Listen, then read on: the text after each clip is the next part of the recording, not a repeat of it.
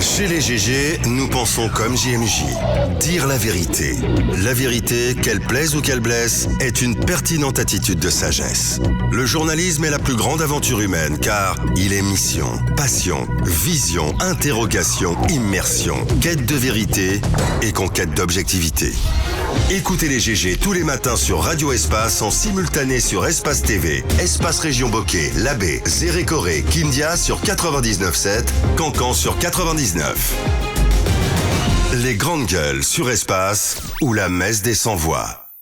Nous vous l'annoncions, il est en ligne et il se prête bien entendu à nos questions. Eladj Amadou Bari, agriculteur. Bonjour Eladj. Les grandes gueules. Bonjour, vous allez bien? Nous allons très bien, merci d'accepter notre invitation de ce matin. On commence avec vous, Bassékou. Oui, Eladj, le secteur de la pomme de terre est l'un des secteurs les plus touchés par la pandémie donc, de Covid-19. Alors, comment vous ressentez aujourd'hui cette crise sanitaire dans ce secteur? Merci, je vous remercie de m'avoir donné l'occasion pour m'exprimer. Actuellement, on est en train de traverser une crise sans précédent dans la filière de pommes de terre à cause du Covid-19 sur 3 points. Le premier point, on a de la pomme de terre récoltée qu'on n'arrive pas à liquider, stockée dans des magasins et la teigne est en train d'attaquer la pomme de terre. Sur le deuxième point, on a de la pomme de terre qu'on n'arrive pas à récolter, qui est déjà à maturité plus d'1 mois. Et ça pourrit dans les champs aussi. Le troisième point, on a de la pomme de terre qu'on avait récoltée au mois de février, qu'on est censé planter au mois de mai. Et aujourd'hui, on est devant une situation où on ne peut pas prendre le risque pour planter la pomme de terre. Et on ne sait pas quoi faire avec cette semence. Et on n'a pas d'intrants agricoles, pas d'engrais, pas de fientes, pas de liquidité pour pouvoir planter. D'accord. Eladj Bari, est-ce que vous pouvez nous donner les chiffres aujourd'hui par rapport à la quantité de pommes de terre stockées, mais aussi celles plantées. Celles plantées aussi? Non, là, je ne peux pas dire les chiffres parce que il y a une fédération qui est en place, c'est elle qui gère. Je peux vous parler personnellement de mon cas ou bien de quelques producteurs. Dans un cas général concernant tout Timbi Madina, c'est la fédération ou bien le président de la filière pomme de terre qui est mieux placé pour connaître ces chiffres. D'accord, allez-y sur votre cas. Vous avez combien à perdre au moment où on est en train de parler? Au moment où on est en train de parler, j'avais planté au mois d'octobre, entre octobre et décembre, 18 hectares de pommes de terre pour une quantité de 30 tonnes de semences. Et j'ai fait une récolte de 300 tonnes et je suis en train de perdre aux alentours de 70 tonnes de pommes de terre, ce qu'on peut estimer aux alentours de 200 et quelques millions de francs guinéens. Wow. C'est terrible ce qu'il nous raconte. Allez-y, terrible. Eladj Amadou, aujourd'hui avec votre fédération, qu'est-ce que vous avez entrepris au niveau du gouvernement pour vous venir en aide? Pour le moment, on n'a rien entrepris, on n'a pas eu un travail direct avec la fédération, mais on veut y entreprendre. Mais on veut lancer un appel au gouvernement parce que cette situation, la filière de pommes de terre, elle risque gravement elle risque de ne pas continuer. Parce que c'est la fédération qui essaye de nous donner, c'est la fédération qui nous donne les intrants agricoles. D'accord. On voit bien que c'est un processus qui est entièrement menacé. Permettez, mon cher. Allez-y, Jacques, sur la question. Ça, c'est pour répartir à la terre. Mais est-ce que vous avez déjà, pour, par exemple, commercialiser, donc manger, qu'est-ce qui empêche aujourd'hui sa distribution sur les marchés guinéens? C'est quoi la difficulté de faire profiter à ceux qui en consomment? Au début, vers le mois de février, on arrivait à liquider un peu la pomme de terre, mais depuis l'apparition du Covid-19, on a des difficultés parce que nous avons les restaurants qui sont fermés et le pouvoir d'achat du Guinéen, il n'est pas là comme s'il n'y avait pas le Covid-19. Et on a un retard au niveau de l'acheminement du produit qui pourrit beaucoup en cours de route. Un camion qui te faisait 2 jours pour aller à Conakry, il te fait maintenant 3 jours, 4 jours. Une fois la pomme de terre arrivée à Madina et que la pomme de terre commence à se détériorer, la teigne essaye d'attaquer, le prix de la pomme de terre forcément va chuter.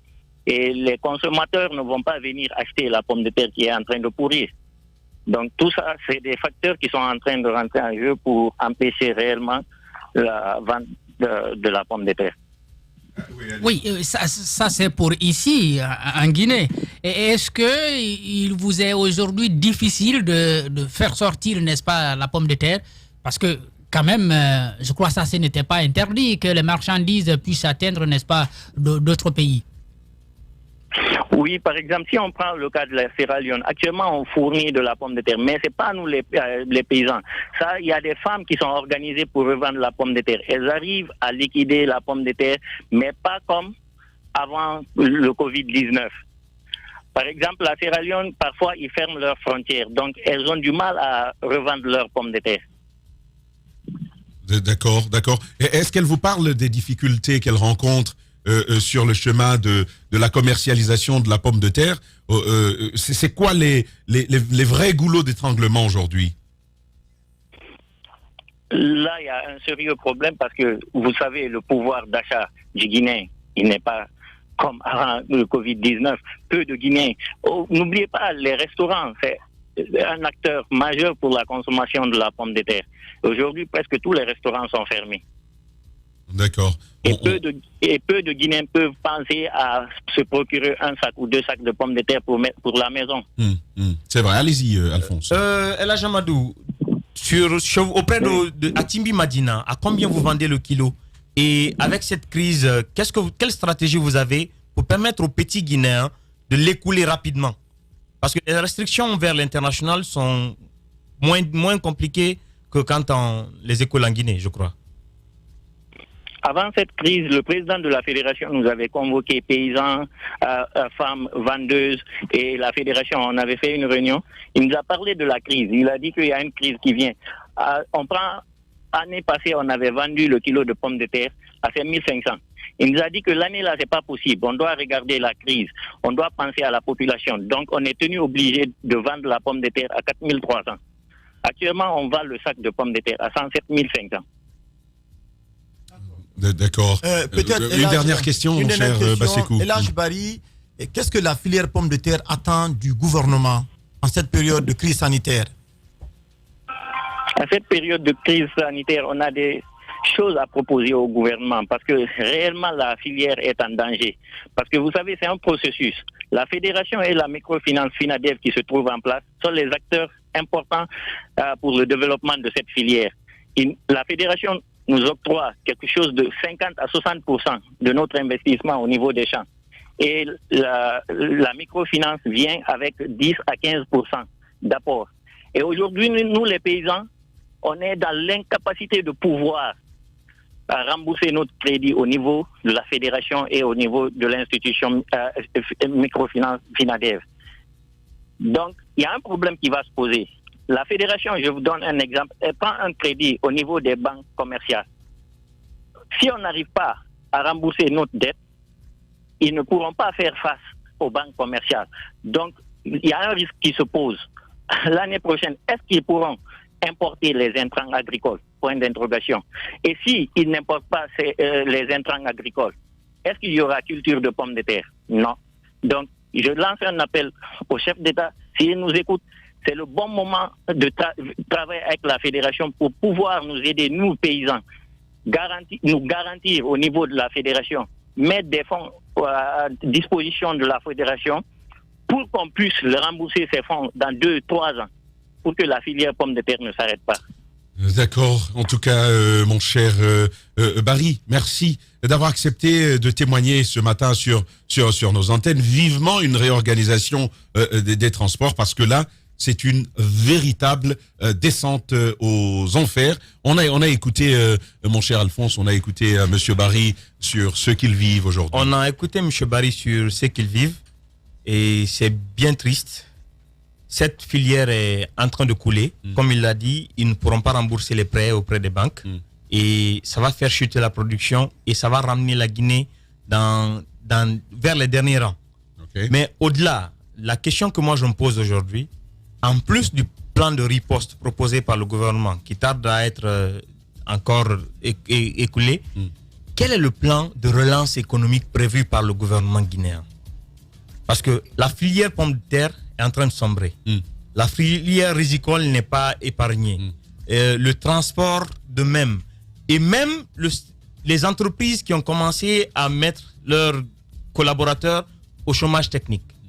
Si aujourd'hui, d'ici la fin de cette épidémie, bon, pas la fin de cette épidémie, d'ici la fin de ce mois, notre gouvernement ne nous propose pas un plan de relance économique, je crois que la Guinée ne se relèvera pas de la crise du Covid-19. La Guinée qui risque donc gros à cause de ces questions agricoles et commerciales. Mais on va directement joindre un autre invité ce matin. Il va nous parler justement de l'apport que préconisent finalement les cliniques privées à la riposte contre le Covid-19. Il nous l'a annoncé depuis un certain temps, depuis plusieurs jours. Docteur Golé Béavogui est en direct dans les GG. Bonjour docteur. Les grandes gueules. Bonjour, les grandes gueules. Jacques Léoa Lénaud pour la première. Alors, docteur Béavogui, vous êtes des cliniques privées. Commencez par nous présenter votre structure et votre capacité en termes d'accueil, mais également en termes d'apport donc de soins aux malades, si tant est que la collaboration avec le gouvernement vous aiderait ou vous amènerait à recevoir vous aussi des malades, puisque vous en avez parlé dans votre plan. Merci beaucoup, cher journaliste. Avant de rentrer dans le vif du sujet pour évoquer notre plan de riposte et notre taille, j'aimerais d'abord saluer très sincèrement le staff de la grande radio privée Espace FM et les millions d'auditeurs qui nous écoutent en ce moment-là. Bon, comme je le disais, de nous permettre de dépeindre un peu la situation des cliniques privées en Guinée, vous n'êtes pas sans savoir que les structures sanitaires privées sont hautement impliquées dans le développement durable du pays en matière de santé et assurent plus de 75% des consultations de la communauté à la base en matière de santé, plus précisément dans notre capitale Conakry. N'eût été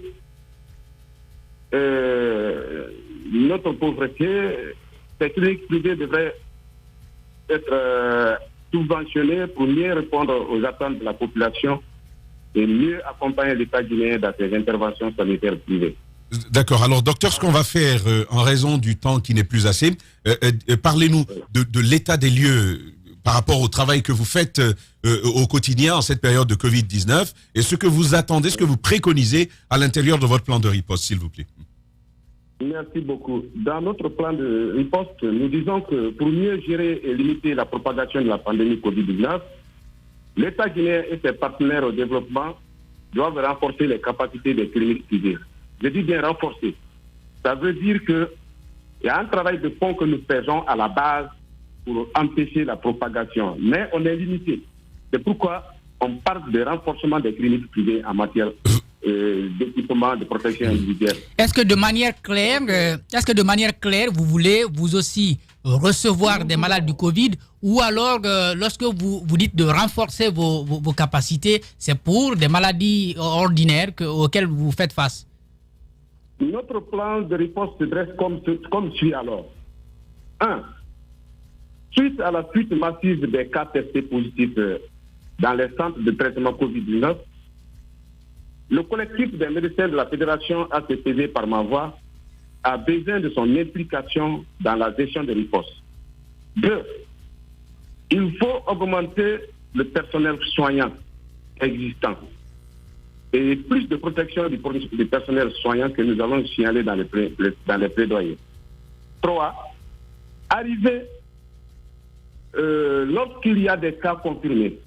Il faut systématiquement séparer les cas confirmés à leurs contacts, puisque sachant que c'est leurs contacts, on les met ensemble, ça va augmenter la propagation. Il faut docteur, vous êtes dans le protocole, de prise en charge là où si tu permets.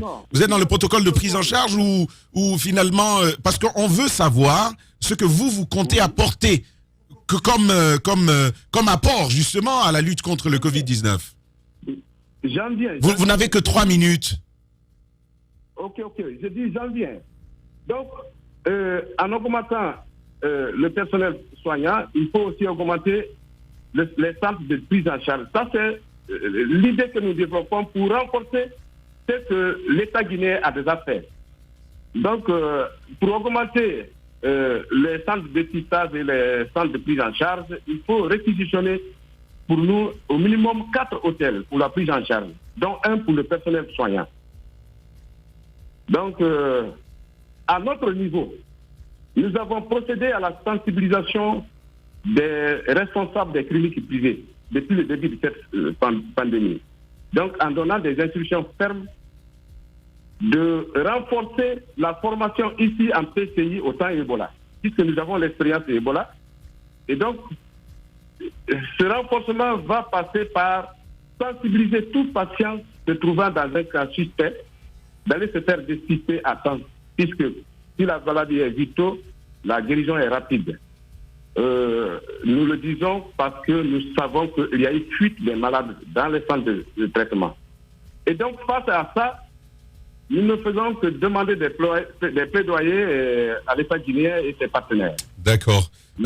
D'accord. Alors, docteur Béavogui, je crois que le message, il est passé. On espère en tout cas que là où vous l'avez passé, il soit entendu, qu'il soit même viabilisé. Merci d'avoir accepté de prendre la parole chez nous ce matin. Bassekou, c'est un tour de table. Chacun a 45 minutes. Oui, 45 secondes. 45 secondes, allez-y. Alors, ce qu'il faut dire, Tamba, avec l'apparition de cette pandémie, il faut faire remarquer que la fréquence des hospitalisations dans les grandes structures hospitalières ont fortement baissé, aussi bien pour les complications, pour les pathologies donc qui sont compliquées que pour les moindres. Donc les gens préfèrent se tourner vers les cabinets de soins et les cliniques privées.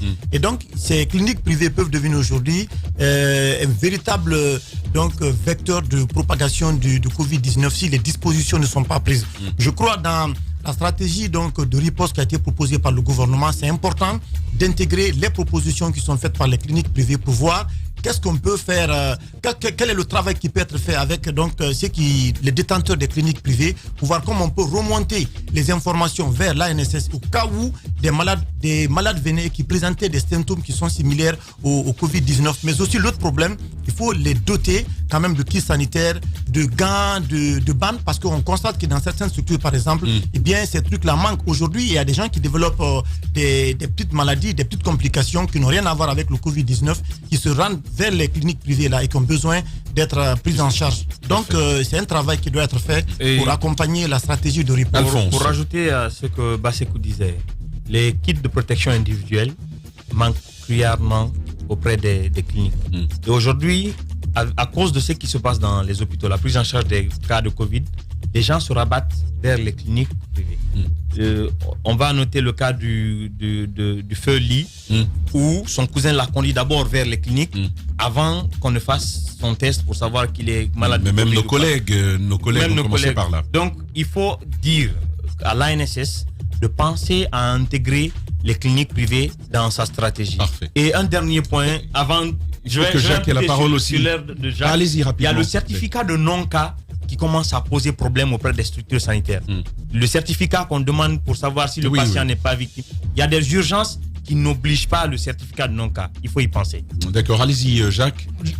Tu n'as que 15 secondes, lui il a tout pris. J'ai pris ces 15 autres. Je vais dire que le plan, je crois, c'est un document qui a été soumis aux autorités. Il faut l'étudier et puis engager une discussion avec les cliniques pour voir comment ça peut se matérialiser. Parce que, encore une fois, les cliniques non seulement sont exposées, mais ce ne sont pas les détenteurs qu'il faut, c'est pas le cas des détenteurs qu'il faut craindre, mais le cas des autres malades qui sont déjà à la maladie. Et s'il ne s'était pas mis à une séance de lecture, on lui aurait peut-être posé des questions sur le chiffrage et d'autres détails, en l'occurrence sur le plan. On sait que les cliniques sont assez fréquentées dans notre pays et il y en a même, et ça c'est là le risque, parce qu'on parle de cliniques, il faut parler vraiment des cliniques agréées.